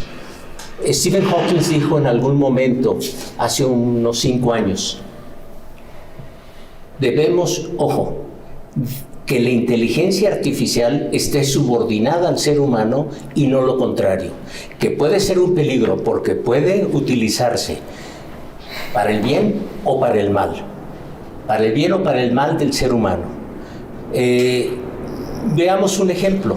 Bueno, primero tendríamos que definir con los especialistas que la inteligencia artificial no es más que una serie de información sistematizada con una serie de patrones que buscan imitar el comportamiento humano. Y hoy es un hecho porque en el 2023, bien recuerdo, 2023, hace 2 años, ya se ha llegado al hecho de que a través de la inteligencia artificial se mete el cerebro humano, puede con la inteligencia artificial transmitir el pensamiento y traducirse en el habla. Es decir, son hechos reales que nosotros tenemos que tomar en cuenta y utilizarlos para el bien. Un hecho de hace años es la Cambridge Analytica, que es precisamente toda una serie de algoritmos utilizados para mal políticamente, para manipular el comportamiento electoral que se hizo en Estados Unidos, que se hizo en Gran Bretaña, que se hizo en México, en Italia, en Francia. De modo que yo sí creo que la inteligencia artificial no es nuestro enemigo, sino tenemos que utilizarla para el bien del ser humano. Claro. Alberto, ¿qué piensas? Pues de entrada yo creo que el embajador definió bien este tema. Ahora yo lo veo desde mi arista, que es una arista de seguridad, donde sin duda el comportamiento de la inteligencia artificial ha determinado en muchos casos la geopolítica y en todo caso el comportamiento que algunas naciones pueden tener con respecto a estas circunstancias en torno a el equipamiento, el armamento, guerras que no pueden tener soldados, el control desde lugares remotos de ataques de alguna forma, y que dentro de esta perspectiva no necesariamente ya necesitas soldados para establecer una guerra o un conflicto. Necesitas una serie de algoritmos, necesitas una serie de perspectivas y de comportamientos que desde la propia red se pueden conjugar, y puedes trabajar esta perspectiva de establecer esta serie de ataques bélicos, amén también del desarrollo de la propia tecnología. Por ejemplo, yo lo veía en 2 aristas, como dijo el embajador. Yo en un momento lo vi desde la perspectiva de Yuval Noah Harari, este escritor israelí que nos hablaba precisamente de cómo es que la propia inteligencia artificial puede ser o utilizada para el bien o en todo caso utilizada para el mal. Y por el otro lado, quizás en una perspectiva un poco más común, me remonté a esos cómics, esos animes de los años 70 que hacían en Japón, sobre todo en el tema de esta robótica, los robots que los japoneses imaginaron en algún momento y que de entrada combatían. Muchos de ellos tenían vida propia, inclusive manifestaban sentimientos que no necesariamente hablaban de un conflicto global o mundial, sino era un conflicto netamente local dentro del propio archipiélago japonés, pero sin duda te demostraban que ya tenían nociones de algo que podía desarrollarse, y que hoy en el 2025 pues tenemos guerras controladas por la inteligencia artificial, tenemos sistemas de defensa controlados por la misma, y por el otro lado ya no hay una necesidad de tener grandes ejércitos o legiones, sino tienes esa situación de controlarlo de manera digital. Mauricio, entonces cada época geopolítica está marcada, por sus propias singularidades. En este sentido, ¿crees que hoy la nueva forma, por ejemplo, de la geopolítica que estamos viendo hoy entre rivalidades y competencia entre países por adquirir la inteligencia artificial y su dominio es similar, por ejemplo, frente a la época del petróleo o de la energía nuclear? Es decir, es un parteaguas precisamente para la humanidad. Hay un antes y un después con la inteligencia artificial. Definitivamente sí, es correcto. Lo que estamos viviendo hoy es una manifestación y una explosión del acceso a tecnologías que cada vez tienen más capacidad y más poder para poder procesar mayor cantidad de información y tomar decisiones por cuenta propia, lo que decía el embajador, ¿no? Desde mediados del siglo pasado, de 1951, una serie de expertos determinaron que querían crear una máquina que fuera más inteligente que el ser humano. Ese fue el primer deseo, el primer acercamiento hacia temas de inteligencia artificial. Evidentemente, a mediados del siglo pasado no había los medios tecnológicos para lograrlo. Hay un crecimiento exponencial alrededor de la capacidad de procesar cómputo y alrededor de generar información. Todos los días, cada 4 días se genera la misma cantidad de información que del inicio de la humanidad a 1990. Cada 4 días, a través de correos electrónicos, tweets, elementos. O sea, se está procesando una gran cantidad de información. Y lo que tenemos hoy es mayor accesibilidad a poder de cómputo a través de iniciativas como cómputo en la nube, que nos permite acceder a procesamientos especializados para procesar información y tomar decisiones por cuenta propia. En la primera generación de los componentes de inteligencia artificial tenemos esta gran capacidad de sintetizar información, pero ahora empezamos a tener mayor accesibilidad para el uso de agentes. Los agentes explotan estos universos de información y toman decisiones por cuenta propia. Evidentemente hay un proceso de entrenamiento, evidentemente hay un proceso justamente de tratar de acotar el universo, porque lo que tenemos a través de la inteligencia artificial es el crecimiento de alucinaciones. O sea, la inteligencia artificial va a tomar decisiones y te va a decir, ella no te va a decir que se equivoca, ella te va a dar una aseveración que puede o no puede ser real. Y evidentemente lo que tenemos que hacer es tratar de curar de mejor forma la información. ¿Para qué? Para que tenga una mayor capacidad de toma de decisiones. Absolutamente, lo digo hacia tu comentario, que estamos viviendo una nueva era, es porque estos agentes cada vez van a estar más metidos en nuestra vida diaria, en nuestra vida cotidiana. Hoy seguramente hemos interactuado con más de un agente telefónico o no telefónico a través de estos asistentes que nos contestan alguna duda, la resolución de algún problema de manera automatizada. Y el agente cada vez deriva menos en una persona, cada vez ha aprendido más y ha tomado mejores decisiones. Y esto es en el contexto de la vida diaria.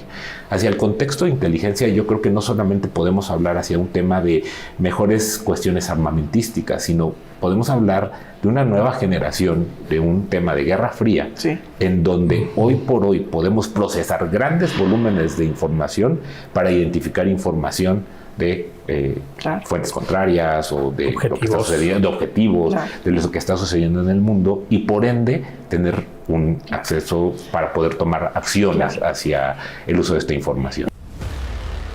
La inteligencia artificial se ha convertido en el motor de una nueva carrera armamentista, donde Estados Unidos y China lideran bajo un enfoque cívico y militar que combina capital privado y estatal. Un análisis de la Rand Corporation señala que los sistemas defensivos inteligentes son más capaces de detectar, analizar y responder a ataques con mayor rapidez y eficacia. Y los sistemas de análisis de Big Data y de apoyo a la toma de decisiones ofrecen la promesa de procesar volúmenes de información y ayudar a los responsables de la toma de decisiones militares a elegir cursos de acción con mayor rapidez. No obstante, también expresa serias reservas sobre las implicaciones legales y éticas del uso de la inteligencia artificial en la guerra e incluso para mejorar la seguridad en tiempos de paz. El mundo atestiguó una cumbre geopolítica de alto calibre que falló en su intento de poner fin a la guerra entre Rusia y Ucrania. La cumbre entre el presidente Vladimir Putin y Donald Trump. Pero, ¿qué escenarios se abren para una posible solución y cese al fuego? Vamos a ver la opinión de nuestros especialistas. La cumbre Putin-Trump en Alaska, celebrada el 15 de agosto en la base militar conjunta Elmendorf-Richardson, en Anchorage, será recordada como un hito geopolítico de alto simbolismo. La primera reunión cara a cara entre ambos líderes desde Osaka 2019 y la primera en territorio estadounidense desde la invasión rusa a Ucrania, que no logró su cometido de finalizar o pausar la guerra. Este encuentro, que buscó abrir una vía de progreso para terminar con la guerra, fue el resultado de semanas de presión calculada de Trump hacia Putin. Llamadas públicas, ultimátums, amenazas de sanciones y aranceles punitivos, incluso contra terceros países como la India por sus compras de petróleo a Rusia, para forzar al Kremlin a la negociación. Mientras que Putin llegó con la mirada puesta en reposicionar a Rusia como un actor imprescindible en el tablero internacional, Trump, urgido de alcanzar resultados rápidos, apostó por construir un compromiso tangible que acercara la paz que no materializó. La cumbre de Alaska la podemos leer como un gol diplomático para Putin, un empate para Trump y una humillación para Europa y para Zelensky. ¿O qué balance preliminar tienes de esto? Mira, concuerdo contigo en 2 puntos. Sí fue una victoria para Putin porque sale del aislamiento internacional, y Donald Trump también gana algo, posicionarse como mediador internacional. No hay que olvidar que él quiere ganar el Premio Nobel de la Paz y esto lo acerca, pero también hay que ver la reconfiguración global que se ve en esta primera plática, porque fue un cara a cara de Estados Unidos con Rusia, Ucrania y Europa. Quedaron relegados a un segundo término, y esto nos habla de la visión que Donald Trump trae en este nuevo orden global. Claro, tú cómo estás viendo de entrada, Fausto, ¿qué balance puedes hacer de estos días que tuvimos en Alaska? Digo, una reunión de 3 horas y media, pero ¿qué sensación, cómo te deja esta cumbre? Bueno, me deja la sensación de que hay un alineamiento muy claro de Donald Trump con el presidente ruso. No es Yalta del 45 cuando Roosevelt y Churchill le regalan la Europa del Este a los soviéticos, ni tampoco es la cumbre de Viena del 61 donde John F. Kennedy pues es medido por Khrushchev, un poco verde todavía, muy joven, y eso le da pie para hacer el muro de Berlín y sacar los misiles en Cuba frente a Estados Unidos. Entonces, dadas las expectativas que tenía Donald Trump, me parece más que rayaban en lo infantil, ¿no? Un personaje que se enfrenta a un colmilludo en términos políticos como es Putin, y de alguna manera le va desmontando paulatinamente a lo largo de las horas allí en Alaska sus expectativas, y sobre todo le pone sus líneas rojas, que poco a poco durante un fin de semana va más o menos diciendo cuáles son esas líneas rojas Donald Trump. Claro, ahora, Stephanie, hablar de Ucrania es hablar de geopolítica mundial, de zonas de influencia, del reparto de poder, y no se podía solucionar, obviamente, como dice Fausto, bueno, pues de manera rápida, en 24 horas, como lo dijo Donald Trump. Por eso están ahí los encontronazos y no podemos ver un final a la guerra entre Rusia y Ucrania. Sí, definitivamente es que Ucrania significa mucho. Para empezar, es la frontera entre Rusia y Occidente, y eso lo hace especialmente simbólica, sobre todo cuando tenemos 2 sistemas ideológicos que se están enfrentando. Ucrania forma parte de esa arquitectura de la paz, ¿no? Que Mackinder, que es el padre de la geopolítica moderna, traza después de la paz de Versalles, donde dice que tiene que haber estados pequeños entre los bloques grandes que funcionan como un amortiguador para que no haya tantos enfrentamientos. Entonces, esa es la importancia geopolítica de Ucrania, y aparte trae un mensaje enorme esta guerra, porque yo siempre la he considerado como la madre del nuevo sistema internacional. Ahí pasamos de un mundo unipolar a uno multipolar, donde también se pierde el principio de integridad territorial. Claro, así es. ¿Qué otras claves geopolíticas ves tú en este conflicto? Es decir, Fausto, tuvimos una cumbre en donde Putin no otorga concesiones, después de una serie también de palos de zanahorias, es decir, de una serie de incentivos y desincentivos. Finalmente lo que se impone son los grandes intereses geoestratégicos y geopolíticos de Estados Unidos y Rusia. Bueno, yo veo que Donald Trump venía de unos meses de enorme victoria, o varias victorias sobre el tema de los aranceles. Sí. Él de alguna manera tiene un rasgo autocrático, como lo tiene Putin. Es como un aprendiz de dictador dentro de un sistema democrático como es Estados Unidos. Pero a ambos les molestan los organismos multilaterales, a ambos les molesta el derecho internacional.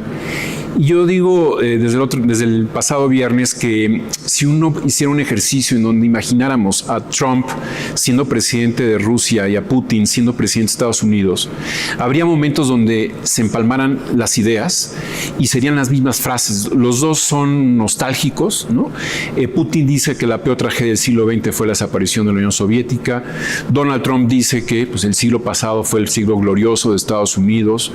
E insisto, creo que de alguna manera cuando Donald Trump en su segundo periodo asombra con esas frases de que por qué Canadá no podría ser el estado número 51 o por qué Groenlandia no podría ser conquistada por Estados Unidos, pues está de alguna manera replicando lo que hizo Putin hace 3 años con Ucrania, ¿no? Es decir, adiós al derecho internacional, adiós a los organismos multilaterales, y vimos un escenario vergonzoso quizás para la diplomacia estadounidense, primero, en el sentido de que ha sido la diplomacia más profesional o más global, yo diría, en las últimas décadas, y tiene a un presidente que de alguna forma no acepta recomendaciones de asesores, de alguna manera pues él toma la iniciativa y a veces con locuacidades, ¿no? Lo cual pues esta era pensando que iba a haber un cese al fuego cuando quien impone las condiciones es Putin. Sabemos perfectamente muy bien que lo que ha avanzado Putin no se quiere deshacer de ello, ¿no? La cumbre del 15 de agosto en Alaska entre Donald Trump y Vladimir Putin concluyó sin avances para poner fin a la guerra en Ucrania. Aún así, el resultado dio un respiro a Kiev, ya que el presidente estadounidense evitó ofrecer concesiones unilaterales sobre la integridad territorial ucraniana o acuerdos que pudieran minar futuras negociaciones con participación directa del gobierno de Zelensky. Para Moscú, el avance fue alentador, pues consiguió que Washington aplazara la imposición de nuevas sanciones. Aunque el diálogo no generó resultados concretos, ambos países dejaron abierta la posibilidad de una segunda reunión, posiblemente en Moscú, y sirvió como punto de partida para tantear fuerzas, evaluar señales y mantener vivo un canal de comunicación. Gracias por continuar con nosotros en este programa especial de Vértice Internacional desde el Museo de San Ildefonso. Francia está en el ojo del huracán debido a que está viviendo una crisis política, un estancamiento económico y protestas sociales que han dejado muy vulnerable la recta final del presidente Emmanuel Macron. El clima está enardecido por la llegada del quinto primer ministro en menos de 2 años y el rol tan cuestionado de Francia en la Unión Europea. Vamos a conocer la opinión de nuestros especialistas. La crisis política en Francia ha dejado a Emmanuel Macron atrapado en un parlamento profundamente fragmentado y sin mayoría clara. El mandato arrojado tras las elecciones legislativas del 2024, la rápida sucesión de primeros ministros, desde Michel Barnier hasta François Bayrou y ahora Sébastien Lecornu, refleja la debilidad del Ejecutivo, donde cada intento de aprobar un presupuesto se ha convertido en una disputa política con los partidos de oposición.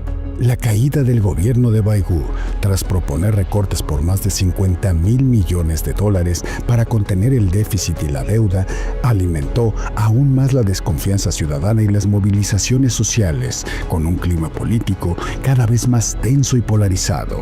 La capacidad del Estado francés para cumplir con sus compromisos financieros están bajo la lupa crítica de París y Bruselas. ¿Qué significado tiene la llegada de Sébastien Lecornu como nuevo quinto primer ministro de Francia en menos de 2 años? Pues mira, Rina, yo diría que el principal significado es la crisis política que atraviesa Francia. Es una situación muy complicada la que tiene Macron actualmente, porque como tú bien comentas, son 5 primeros ministros en menos de 2 años. El hecho de que también el índice de popularidad en Francia se sitúa alrededor del 18% del partido que lidera Emmanuel Macron, y pues con una coyuntura en la cual ya fue reelecto, entonces no puede presentarse en el 2027 de nuevo a elecciones. Es una coyuntura en la cual el futuro también se avecina complejo por una cuestión de situación económica interna. Francia atraviesa una crisis interna también en materia económica, tiene una deuda mayor al 100% del Producto Interno Bruto, ha caído su calificación. También recientemente, el 12 de septiembre, la calificadora Fitch bajó el índice de calificación de Francia, lo que complica el endeudamiento que pudiera tener Macron para salir adelante. Y bueno, pues esto avecina un escenario complejo en un futuro de a lo mejor una posible cohabitación hacia la extrema derecha. Bueno, Luis, sigamos hablando de este nuevo perfil en Francia. El nuevo primer ministro, Sébastien Lecornu, ¿es más macronista, es decir, es un fiel macronista, o hay diferencias, quizá es más soberanista, más conservador? ¿En dónde está ahí el juego de los matices? Porque eso es importante para entender pues el escenario político en Francia. ¿Cómo lo evalúas al nuevo primer ministro? Sí, es alguien muy cercano a Emmanuel Macron, ¿no? Era ministro de Defensa, muy joven, pero fiel a Macron, de los pocos, digamos, que han permanecido con él desde su primer mandato en 2017. Pero yo me acordaba, bueno, en esta época de crisis y donde la inmediatez es lo que priva, de lo que pasó en Francia hace 2 décadas, ¿no?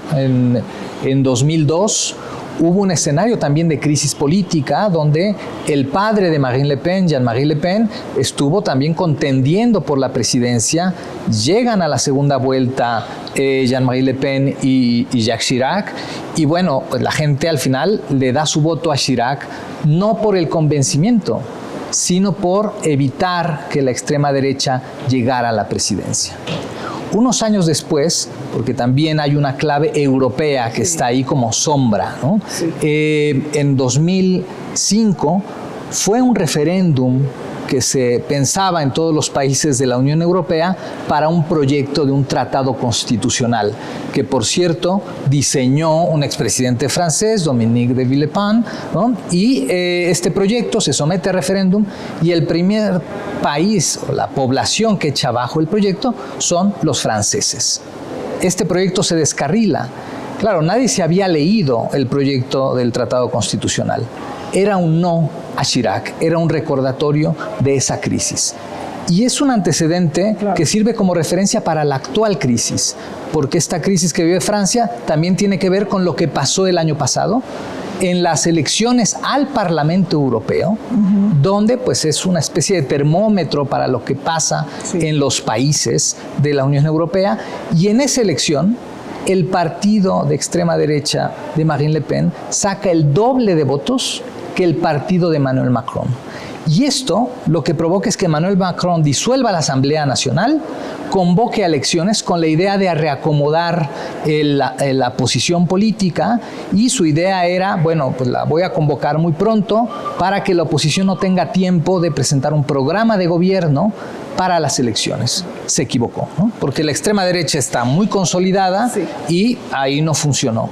Pero la izquierda, tradicionalmente fragmentada en Francia, se coaligó y además tejió una estrategia muy interesante y al final muy efectiva que la hizo ganar el mayor número de votos. En cualquier otro país con un sistema parlamentario, aquella fuerza política en solitario o en coalición que tiene la mayoría de los votos tiene mano para formar gobierno, para nombrar al primer ministro. Esto no se lo concedió al Gran Frente Popular, la coalición de izquierda, no se lo concedió Macron. Claro, Francia es un país semipresidencialista, y aunque jurídicamente Macron pueda tener razón, en términos políticos lo que hizo fue confrontarse, y por eso le han tumbado a los primeros ministros, ¿no? Porque hay un enojo que no solo está en las calles, sino también hay una descomposición en su relación con el Parlamento, ¿no? Con la Asamblea Nacional. ¿Coincides, Joel, sobre todo este ecosistema de bloques políticos, de partidos políticos en Francia que de alguna manera pues están atomizados dentro del Parlamento y que no se pueden generar mayorías y consensos políticos? ¿Hacia dónde va Francia con este tipo de pues asignaturas pendientes? Coincido plenamente con el análisis, porque efectivamente los votos de no confianza que han tenido los primeros ministros, razón por la cual han tenido que dimitir, y Macron ha tenido que estar eligiendo a nuevos primeros ministros, dejando de lado los posibles, coaliciones que a lo mejor en retórica hace, pero que en la práctica desde luego prefiere él mantener el centro de su partido, ¿no? Como el partido en el poder. pero Macron desde su desde su primer mandato llegó con muchos problemas. Y en el segundo mandato recordarán que tuvimos crisis muy graves, el aumento de la edad de jubilación, que obviamente encendió al país en su momento, el tema de los hidrocarburos también, por supuesto, cuando pierde mayoría absoluta en 2022, que yo creo que es ahí cuando ya pierde el poder en el Parlamento o en la Asamblea General de Francia, donde efectivamente comienza a perder una gran popularidad. Y desde luego Emmanuel Macron ahorita lo que está buscando es afianzar su papel a nivel europeo y a nivel internacional, mediando la guerra de agresión de Rusia contra Ucrania, una condena muy fuerte a Israel por el genocidio en Gaza, pero a nivel interno está totalmente desvirtuado. El que haya voto de confianza, una pérdida de voto de confianza constante, pues refleja un malestar social y con una política totalmente polarizada y con una ciudadanía, desde mi perspectiva, muy cansada, una ciudadanía que ha sido muy clara, no está dispuesta a asumir los costos en términos de austeridad que demanda el gobierno francés para hacerle frente a muchas cosas que el propio Macron ya se comprometió a hacer. La economía francesa enfrenta graves tensiones fiscales, con un déficit que alcanzó el 5.8% del Producto Interno Bruto en 2024 y una deuda pública que ya representa el 114% del mismo, solo por detrás de Grecia e Italia en la eurozona. El débil crecimiento proyectado en apenas 0.6% para 2025 limita los márgenes de maniobra para una consolidación fiscal significativa. Los mercados han reaccionado. El rendimiento de los bonos a 10 años llegó a 3.49%, su nivel más alto desde la crisis de 2011, mientras que la agencia Fitch degradó la calificación crediticia de Francia a A+. El desafío de Le Cornu será aprobar un presupuesto que reduzca el déficit sin provocar una mayor fractura política ni nuevas protestas sociales. Ahora ponemos nuestra atención en el plan de paz de Donald Trump para Gaza, el cese al fuego que se establece, la entrega de los rehenes, la liberación de los prisioneros palestinos, así como la entrada de ayuda humanitaria de manera urgente. Rina Musali y un grupo de expertos lo analizan. Han pasado más de 2 años desde los fatídicos ataques terroristas del 7 de octubre, que marcaron la tragedia más prolongada entre Israel y Hamás, y las turbulencias geopolíticas que sumieron al mundo en un escenario de congoja y desesperanza. Con centenares de rehenes israelíes en manos de Hamás, miles de muertos palestinos y una catástrofe humanitaria sin precedentes en Gaza, la región padeció los embates de un conflicto ampliado. Líbano, Siria, Yemen, Irán, Irak y Qatar padecieron las consecuencias, aunado a la guerra de los 12 días cuando Estados Unidos, bajo Trump, intervino con fuego directo sobre territorio iraní. En este mismo periodo, Francia, Reino Unido, Portugal, Bélgica, Australia y Canadá, junto con otros países, reconocieron al Estado palestino, un conjunto de acontecimientos que redefinieron el mapa político y militar de la región a partir del 7 de octubre y que llegó a su fin con el hito trumpista, un plan de paz para Gaza acordado entre Israel y Hamás. Moisés, ¿cómo recibe el pueblo de Israel y el pueblo de Palestina este plan de Trump para la paz en Gaza? No desde el punto de vista de sus líderes, sino desde el punto de vista de las mujeres, de los jóvenes, de los desplazados, de las familias y sobre todo de los sobrevivientes para acabar con esta trágica guerra. Creo, Rina, que en ambos pueblos hay un consenso bastante positivo a favor del plan, por lo menos de la primera etapa del plan de Trump. Claramente las encuestas en Israel demuestran de que pues, más del 60% de la gente apoya que se lleve a cabo el plan, están contentos por el fin de la guerra. Entre los palestinos, que es mucho más complicado, sin embargo tenemos algunos datos de Khalil Shikaki, de algunos de los encuestadores, que también hay en general una actitud positiva hacia esta primera fase del plan, es el fin de la guerra. Así que por lo menos tenemos un buen inicio desde el punto de vista de la opinión pública. ¿Cómo ves, David, un alivio inicial y sobre todo el tema de los rehenes, que era una de las grandes preocupaciones de Israel, y también la liberación de prisioneros palestinos? ¿Tú crees que Hamás tenga la capacidad para entregar en la totalidad a los rehenes? ¿Y qué tan vulnerable se convertiría el plan de paz de no ocurrir eso así? Es decir, ¿pudiera venir un tropiezo en el plan de paz? Sí, claro. Primero me sumo un poco a lo que decía el doctor. Sin duda, dentro de los dos territorios, tanto Israel como en Gaza, hay un alivio sobre el acuerdo, sobre todo la presión que había en Israel entre el grupo de familiares de los rehenes que todavía tiene Gaza, pues están presionando a Netanyahu justamente para que firmara un acuerdo para que los rehenes fueran liberados. Solo por mencionarlo, son alrededor de 20 los que siguen en manos de Hamas. Y en el lado palestino, sin duda, también la población parece ser que está también pues, de alguna forma aliviada, porque lo que más urge en este momento es que se detengan los ataques desde Israel, por lo menos para territorio palestino. El primer gran reto es eso, el regreso de los 20 rehenes israelíes que todavía tiene Hamas. Al final, este era de alguna manera un factor que permitía que Hamas pues, pudiera seguir negociando. Entonces ahora va a ser determinante. Si decide liberar el grupo a estos rehenes, pues tendrá ahora sí que pasar a una siguiente fase, ¿no? Que es ahora sí lo complejo del asunto.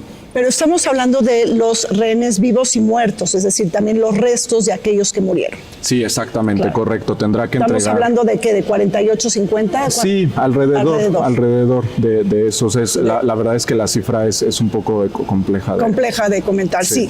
Ahora, Saúl, desde tu perspectiva inicial, ¿cuál es tu impresión de estos 20 puntos de Trump para la paz en Gaza? Yo creo que es una sorpresa positiva, ¿no? Para la comunidad internacional en general.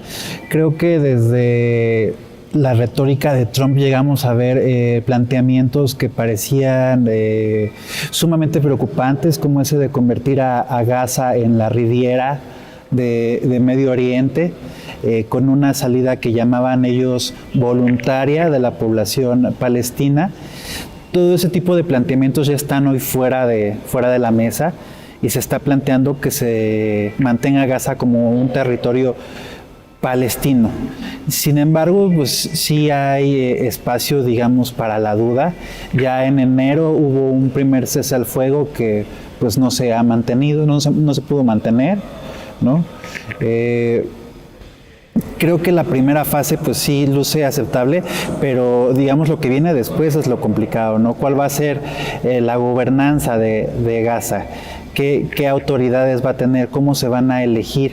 ¿Se le va a permitir a Hamas participar en esa gobernanza de Gaza o no?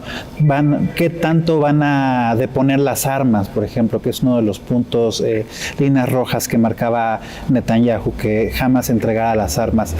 Es un primer paso en un sentido positivo, pero vienen un montón de preguntas y sobre todo Hamas, al entregar estos 25 rehenes que se estima que siguen con vida, pues pierde mucho justo de sus, pues no me gustaría decirlo así porque suena deshumanizante, pero de sus fichas en la mesa de negociación. Es decir, ahora ¿con qué va a negociar Hamas en las fases posteriores? Donald Trump ha presentado un plan de 20 puntos, respaldado por Benjamin Netanyahu y aceptado por el grupo Hamas. Pese a algunas reservas, este pretende ofrecer una hoja de ruta para poner fin al conflicto e incluye un alto al fuego inmediato, la liberación de todos los rehenes israelíes y la excarcelación de casi 2,000 prisioneros palestinos, junto con la entrada de ayuda humanitaria y un plan económico de reconstrucción para Gaza. Trump propone además crear una Junta de Paz Internacional, presidida por él mismo e integrada por figuras como Tony Blair, que supervisaría la transición hacia una Gaza desradicalizada y sin Hamas. Este plan, que ha devuelto la esperanza al mundo, abre el paso para la creación de un Estado palestino, aunque sus críticos señalan que deja ambiguo el camino. Agradecemos al Museo de San Ildefonso por permitirnos llevarle hasta sus hogares este programa especial de Vértice Internacional, donde nos preguntamos sobre la crisis de legitimidad de la ONU y su necesaria reforma, su relevancia para el siglo XXI y cuáles son las claves del comportamiento de México frente a Naciones Unidas. El sistema multilateral enfrenta su mayor amenaza desde la Segunda Guerra Mundial. Las rivalidades geopolíticas entre potencias centrales y sistémicas han bloqueado la toma de decisiones necesarias e indispensables para enfrentar los grandes desafíos globales. En este trance, la ONU se apunta en el centro del escenario con su mayor crisis de legitimidad cuando cumple 80 años de existencia. Ahora su futuro luce sombrío, desdibujado y altamente cuestionado por su incapacidad general de evitar conflictos globales. Ahí se apunta la invasión de Rusia a Ucrania, la guerra entre Israel y Hamás, y los numerosos conflictos que galopan en África, Asia y América. La dificultad de la ONU para responder a conflictos armados prolongados y emergencias humanitarias se ha confeccionado de la mano del auge nacionalista, unilateralista y de la falta de financiamiento para promover la paz, la cooperación internacional y los derechos humanos. La ONU cumple 80 años y su futuro y presente luce cuestionado. Desde su punto de vista, ¿por qué está desorientada la ONU y por qué para algunos países es disfuncional? Es un contexto internacional muy complejo el de ahorita, en el cual las grandes potencias han decidido ejercer sus intereses nacionales a través del unilateralismo y no recurrir a los organismos multilaterales. Y eso hace que, desde luego, haya falta de confianza en la ONU porque no ha podido resolver, por ejemplo, los grandes conflictos, hablemos de los dos grandes conflictos actuales, la invasión de Rusia a Ucrania y el conflicto, desde luego, del Medio Oriente, no han pasado por el tema de la ONU. Y eso hace un llamado sobre todo al tema del funcionamiento del Consejo de Seguridad de las Naciones Unidas, que es el órgano encargado de mantener la paz y la seguridad, donde los 5 miembros permanentes del Consejo, que son las cinco potencias en el momento en que se funda la organización, tiene la posibilidad de obstaculizar cualquier acción del Consejo de Seguridad, y eso ha hecho inoperante a la ONU en un tema tan importante como es el de la paz y la seguridad. Y el otro tema es, desde luego, que han pasado 80 años. Después de la Segunda Guerra Mundial, el orden actual es totalmente diferente y necesita una renovación urgente también por ello, ¿no? Claro. María Cristina, la embajadora pone en la mesa el tema de Gaza, de Ucrania, fracasos de la ONU también, como Ruanda, como Siria, pero ¿son fracasos de la misma organización o por el hecho de que la ONU depende para su toma de decisiones de los grandes 5 miembros permanentes del Consejo de Seguridad?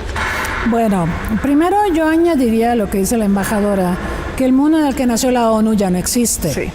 Ese es un elemento que no podemos soslayar, porque la ONU nace en un mundo donde los principales actores son estados. Hoy estamos en un contexto donde los estados son principales, siguen siendo importantes, pero hay un montón de actores, no estados, empresas, sociedad civil organizada, delincuencia organizada, terrorismo, que manejan un montón de agendas. Entonces, esa es una diferencia importante. Nació con 50 más 1, hoy tiene 193 miembros. No es lo mismo tener 51 en la mesa que tener 193. Y por otro lado, efectivamente tenemos una agenda muy diversa. La ONU nació con 3 objetivos fundamentales: mantener la paz y la seguridad internacionales, promover el respeto de los derechos humanos e impulsar el desarrollo. Y en los 3 nos ha quedado a deber. O sea, pasaron 80 años y estos 3 temas siguen pendientes. ¿Qué pasa? Bueno, hay, por supuesto, lo que mencionas y preguntas, falta de disposición política de los miembros de la ONU. No todo es culpa de Estados Unidos. Te pongo el caso, por ejemplo, del financiamiento. Estados Unidos es responsable del 22% del presupuesto. Paga cuando quiere y paga poquito. Y siempre con este chantaje de si la ONU no se reforma, no pago, ¿ok? China ahorita tiene el 20% del presupuesto, ahí ya llevas 42%. Y China paga en el transcurso del año, no paga en un solo momento. Entonces, bueno, ellos son responsables del 42%, pero 3/4 partes de los miembros de la ONU, de los 193, no pagan a tiempo, ¿no? Entonces, una cosa es que Estados Unidos haga lo que hace, que China hace lo que hace, pero el resto de la comunidad internacional me parece que está quedando a deber y que tiene gran parte de la responsabilidad y se ha olvidado que ser miembro de la ONU es un privilegio, pero que conlleva responsabilidades y muchos miembros de la ONU no están cumpliendo las responsabilidades. Entonces yo vería que este tema de los dineros también habla mucho del mundo en el que vivimos, ¿no? Falta de cooperación, creciente unilateralismo, creciente polarización y poca voluntad política. Alfonso, está dibujando tanto la embajadora como la doctora María Cristina Rosas el juego de la policrisis a nivel internacional, y esto se refleja en la ONU. Pero si le añadimos una capa más de complejidad, estamos ante un orden internacional con potencias revisionistas, con ambiciones imperialistas. ¿Cómo hacerla relevante en este contexto? Es complicado poder hacerla relevante porque añadiría lo que acaba de decir la embajadora, la doctora Rosas, los países tienen además un tema de agenda geopolítica donde se vuelven relevantes ciertos problemas internacionales cuando a una potencia le interesa tratar de resolverlos. Hablaba hace rato la embajadora, por ejemplo, de Siria, de Medio Oriente, pero ¿qué pasa, por ejemplo, con Haití? ¿Qué pasa con el centro de África? Hay infinidad de lugares en el mundo donde las potencias parece ser que no tienen intereses, entonces estos lugares parecen ser inexistentes. Poner en la mesa a la Organización de las Naciones Unidas requeriría de un compromiso que creo que en estos momentos ningún país, sobre todo los países más importantes de la organización, tienen o tratan de desarrollar, ¿no? Entonces aquí creo que la organización desafortunadamente llama las luces cuando hay fallos o cuando hay algún tipo de escándalo. No sé si es un tema que incluso pudiéramos denominarlo que a nivel internacional las noticias negativas son las que venden y las primeras planas son las que venden y las cosas positivas parece ser que no venden. La doctora Rosas hacía alusión a los orígenes de Naciones Unidas, pero hoy Naciones Unidas hace mucho más de lo que hacía hace 80 años en muchas materias que desafortunadamente no llaman las 8 columnas de los periódicos, ¿no? O sea, salvar a la gente del hambre, salvar a la gente de enfermedades que hoy son curables, son prevenibles, incluso muchas de ellas, y que eso lo hace Naciones Unidas, parece ser que a los medios no les interesa. Entonces, hacerla relevante requeriría también de un compromiso internacional. La doctora Rosas hablaba, por ejemplo, de, Estados Unidos no paga, pero efectivamente más de la mitad de los miembros no pagan a tiempo. Incluso en estos momentos México es deudor, no de toda su cuota, pero es deudor. Igual que China. China también es deudora, y no hablemos de los más de 1.550 millones de dólares que debe Estados Unidos, ¿no? Que siempre va pagando poquito para no arriesgarse a que se haga un intento de suspenderle sus derechos, ¿no? Dentro de la Organización de las Naciones Unidas, a excepción tal vez del 11 de septiembre, que en un día pagó todo lo que debía de 10 años anteriores porque le interesaba una cierta agenda. Y creo que estos aspectos son los que tiene de fondo la organización. A 80 años de su fundación, la Organización de las Naciones Unidas llega a un punto de inflexión histórico. Ha sobrevivido a guerras, crisis financieras, pandemias y transformaciones tecnológicas, pero enfrenta una profunda crisis de legitimidad y eficacia. En este contexto, el secretario general Antonio Guterres impulsó la iniciativa ONU 80, un esfuerzo integral para racionalizar las operaciones, revisar sus mandatos y reestructurar el sistema con el fin de hacerlo más ágil, transparente y eficiente. ONU 80 no solo busca recortar costos, sino reafirmar el valor del multilateralismo en un mundo fragmentado por las tensiones geopolíticas y la pérdida de confianza en las instituciones globales. El mundo mira con gran expectativa el encuentro entre Donald Trump y Xi Jinping en Corea del Sur. En el marco de la cumbre de la OPEC, este foro de cooperación económica Asia-Pacífico, y también se trata del primer encuentro cara a cara entre los dos presidentes después del regreso de Donald Trump a la Casa Blanca. Vamos a verlo. En un momento de alta tensión en las relaciones internacionales, se celebra la cumbre de la APEC en Corea del Sur. Hay varias dinámicas globales que se entrecruzan entre las potencias del Pacífico. El enfrentamiento estratégico entre Washington y Beijing, la inquietud de reactivar el diálogo intercoreano y los encuentros bilaterales esperados que pudieran redefinir los equilibrios regionales. Corea del Sur país anfitrión, busca aprovechar el momento para dialogar bilateralmente con Estados Unidos, así como reactivar su relación con Beijing, después de una camada de tensiones previas. En este contexto, la cumbre de la PEC también pudiera impulsar otras líneas de diálogo indirectas y pendientes entre Estados Unidos y Corea del Norte, especialmente si China actúa como país mediador. Por ello, la cumbre de la PEC ofrece un escenario clave para facilitar vínculos económicos, pero también diplomáticos en Asia-Pacífico. Estados Unidos y China tienen una lista de agravios en materia económica, tecnológica, geopolítica, y todo esto aderezado en una verdadera competencia hegemónica. Pero ¿te parece que este encuentro era necesario? Es decir, es muy importante que las dos potencias más grandes del mundo se sienten a conversar y lo hagan de manera constructiva y permanente.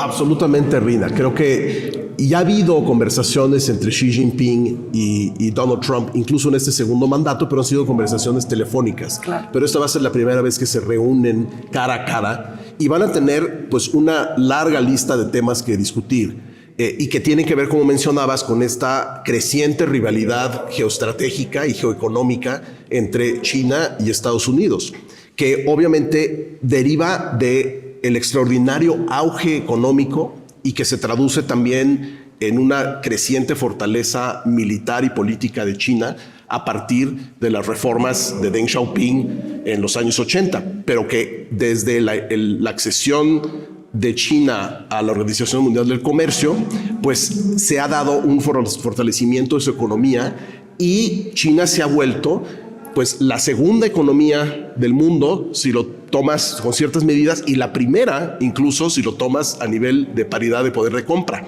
Entonces es un encuentro entre los dos grandes elefantes en el cuarto, digamos, en el cuarto internacional que vamos a ver en los próximos días. Claro. Roberto, bueno, pues tenemos entonces este encuentro de gigantes prácticamente, los dos grandes superpoderes, y están enfrascados en una guerra comercial. Pero a la opinión pública ya no le queda claro en dónde estamos, ¿no? ¿Dónde está la bolita en esta guerra comercial? ¿En dónde prácticamente nos quedamos con este juego de tarifas que van y vienen? ¿Qué nos puedes comentar? Bueno, sí, efectivamente, Rina, yo creo que el tema de los aranceles forma parte del medular de la política económica, sobre todo de la segunda administración de Trump. Esto obviamente viene desde hace varios años, donde se da esta rivalidad geopolítica, pero lo vemos más claro a partir del 2017, cuando se empiezan a aumentar estos aranceles, ¿no? Estas tarifas, barreras al libre comercio, ¿no? Que decide implementar Estados Unidos, basado mucho también en la ideología de Peter Navarro. Yo diría es uno de los arquitectos de esta política comercial, que de hecho en su libro 2011, Death by China, ¿no? Muerte por China, habla justamente que si Estados Unidos no impone una política comercial para detener el ascenso económico de China, pues era cuestión de tiempo, ¿no? De que China superara a Estados Unidos en el ámbito económico. En el ámbito comercial, China también pues es la segunda economía del mundo. Hay un debate ahora también sobre el tema de la tecnología, ¿no? Sí. En algunos rubros específicos de la tecnología, incluso China supera a Estados Unidos. Por otra parte, Estados Unidos sigue siendo la primera potencia militar, eso sin lugar a dudas, ¿no? Pero bueno, vemos en cómo en el siglo XXI se ha reconfigurado un orden multipolar, ¿no? Por decirlo así. Estas tres potencias, yo diría Estados Unidos, China, Rusia, tienen una importancia relevante. Por ello esta reunión va a traer la atención, ser el foco, ¿no? La próxima semana, porque de ahí obviamente no solamente se deriva el tema de los aranceles, que por cierto ahora Trump amenazó de una imposición del 100% de aranceles a China, que empezarían justamente el 1 de noviembre, ¿no? Es justo claro. en el límite, ¿no? Claro. Entonces yo creo que eso es muy importante. Incluso esto también tendría repercusiones para otros temas, como el conflicto de Rusia en Ucrania, ¿no? Claro. Entonces es sumamente importante. Justamente Alexis Roberto señala que Trump amenaza a China de imponer 100% de aranceles y en respuesta China de alguna manera restringe toda la exportación de materias primas, sobre todo materias, minerales críticos y tierras raras.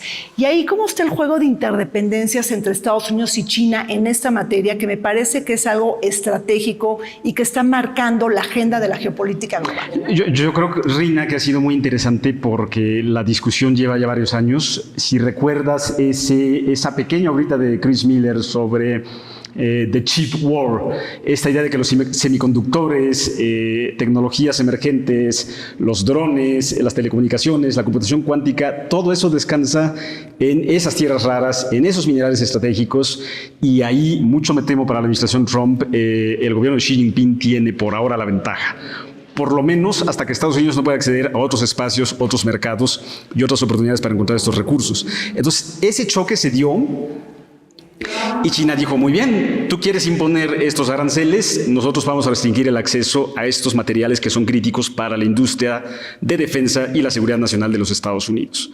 Y yo diría, como bien decían los colegas, que es un juego geopolítico que parece confuso, pero tú lo dijiste muy bien al principio. Hay una clara disputa hegemónica, hay una clara discusión sobre cuál va a ser el futuro del orden mundial y sobre cuál de las dos potencias va a imponer o va a persuadir a la opinión pública global sobre los criterios que van a definir la gobernanza internacional. Entonces, eso también se va a ver en esta cumbre y en ese diálogo bilateral. Es así como Vértice Internacional ha llevado a usted el acontecer mundial y sus impactos para México. Todo bajo la conducción de Rina Musali, acompañada por supuesto de un gran equipo de expertos. Yo soy Martín Martínez Ortega. Que la pase muy bien. Continúe en la señal del canal del Congreso.